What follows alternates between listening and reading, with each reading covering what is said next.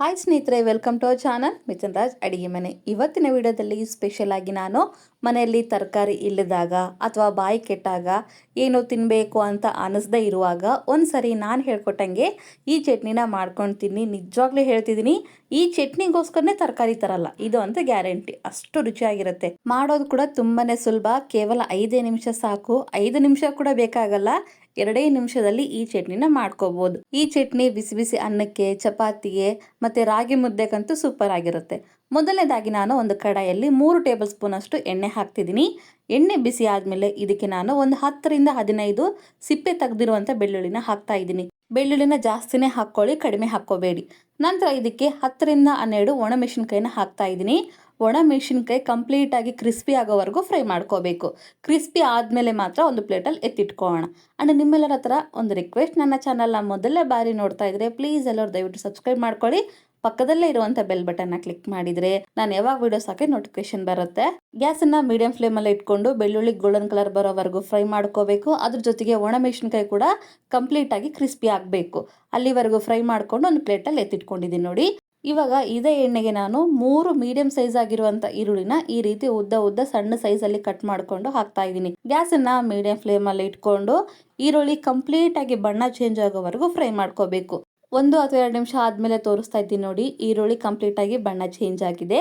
ಇವಾಗ ಗ್ಯಾಸನ್ನು ಲೋ ಫ್ಲೇಮಲ್ಲಿ ಇಟ್ಕೊಂಡು ಇದಕ್ಕೆ ಸ್ವಲ್ಪ ಕರಿಬೇವನ್ನು ಹಾಕ್ತಾ ಇದ್ದೀನಿ. ಆದಷ್ಟು ಫ್ರೆಶ್ ಆಗಿರುವಂಥ ಕರಿಬೇವನ್ನು ಹಾಕ್ಕೊಂಡು ಇನ್ನೊಂದ್ಸರಿ ನೀಟಾಗಿ ಮಿಕ್ಸ್ ಮಾಡಿಕೊಂಡು ಕರಿಬೇವು ಕ್ರಿಸ್ಪಿ ಆಗೋವರೆಗೂ ಫ್ರೈ ಮಾಡ್ಕೋಬೇಕು.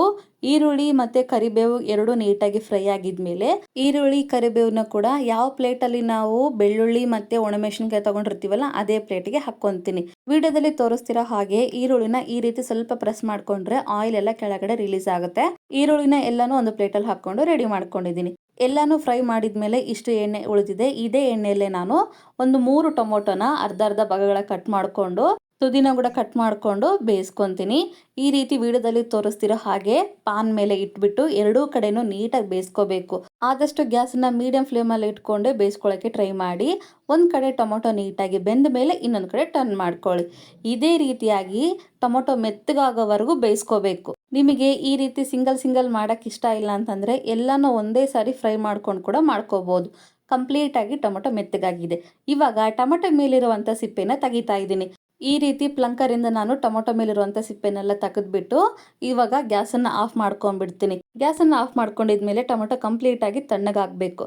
ನಂತರ ನಾನು ಇದೇ ಪ್ಲೇಟಿಗೆ ರುಚಿಗೆ ತಕ್ಕಷ್ಟು ಉಪ್ಪನ್ನು ಹಾಕ್ಕೊಂಡು ನಾನಿಲ್ಲಿ ತೋರಿಸ್ತಾ ಇದ್ದೀನಿ ನೋಡಿ, ಒಣಮೆಣಸಿನ್ಕಾಯಿ ಎಷ್ಟು ಕ್ರಿಸ್ಪಿ ಆಗಿದೆ.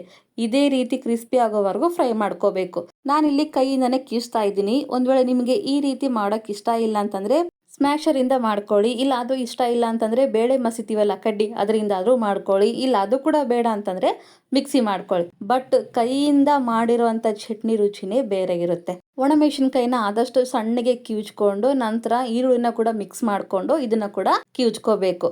ಇಷ್ಟೆಲ್ಲ ಮಾಡೋಷ್ಟ್ರೊಳಗಡೆ ಟೊಮೊಟೊ ಕಂಪ್ಲೀಟ್ ಆಗಿ ತಣ್ಣಗಾಗಿರುತ್ತೆ. ಇವಾಗ ಎಲ್ಲ ಟೊಮೊಟೊನ ಅದೇ ಪ್ಲೇಟಿಗೆ ಹಾಕ್ಕೊಂಡು ಇವಾಗ ಟೊಮೊಟೊನ ಕೂಡ ಕಿವುಚ್ಕೊಂತ ಹೋಗಬೇಕು. ನಿಮಗೆ ಕೈಯಿಂದ ಮಾಡೋಕ್ಕೆ ಕಷ್ಟ ಆಗುತ್ತೆ ಅಂತಂದರೆ ಸ್ಮ್ಯಾಶರಿಂದ ಕೂಡ ಮಾಡ್ಕೋಬೋದು.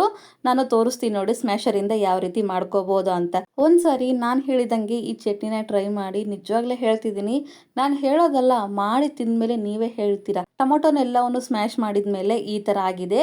ಕಂಪ್ಲೀಟಾಗಿ ಪೇಸ್ಟ್ ಥರ ಆಗೋದಿಲ್ಲ, ತರಿತರಾಗೆ ಇರುತ್ತೆ. ಇವಾಗ ಟೊಮೊಟೊ ಪೇಸ್ಟು ಮತ್ತು ಈರುಳ್ಳಿ ಒಣಮೆಣಸಿನ್ಕಾಯಿನ ಮಿಕ್ಸ್ ಮಾಡಿರ್ತೀವಲ್ಲ ಆ ಪೇಸ್ಟು ಎಲ್ಲವನ್ನು ಮಿಕ್ಸ್ ಮಾಡಿಕೊಂಡು ನೀಟಾಗಿ ಮಿಕ್ಸ್ ಮಾಡ್ಕೊಳ್ಳಿ. ಇವಾಗ ಉಪ್ಪು ಕರೆಕ್ಟ್ ಆಗಿದೆನಾ ಅಂತ ಚೆಕ್ ಮಾಡ್ಕೊಳ್ಳಿ. ಈ ಟೈಮಲ್ಲಿ ಉಪ್ಪು ಕಡಿಮೆ ಆಗಿದ್ರೆ ಉಪ್ಪನ್ನು ಅಡ್ಜಸ್ಟ್ ಮಾಡ್ಕೊಂಡು ಮಿಕ್ಸ್ ಮಾಡ್ಕೊಳ್ಳಿ. ಇವಾಗ ಒಂದು ಬೌಲಲ್ಲಿ ಹಾಕ್ಕೊಂಡು ನಾನಿವತ್ತು ಬಿಸಿ ಬಿಸಿ ಅನ್ನದ ಜೊತೆಗೆ ಸರ್ವ್ ಮಾಡ್ಕೊತಿದ್ದೀನಿ. ಇದೇ ಚಟ್ನಿನ ಬಿಸಿ ಬಿಸಿ ರಾಗಿ ಮುದ್ದೆ ಜೊತೆಗೆ ಒಂದ್ಸರಿ ಟ್ರೈ ಮಾಡಿ, ಇಲ್ಲ ಚಪಾತಿ ಜೊತೆಗಾದರೂ ಟ್ರೈ ಮಾಡಿ. ಸಖತ್ತಾಗಿರುತ್ತೆ. ಖಂಡಿತ ಒಂದ್ಸರಿ ಆದರೂ ಈ ರೆಸಿಪಿನ ಟ್ರೈ ಮಾಡ್ತೀರಾ ಅಂತ ಅನ್ಕೊಂಡಿದ್ದೀನಿ.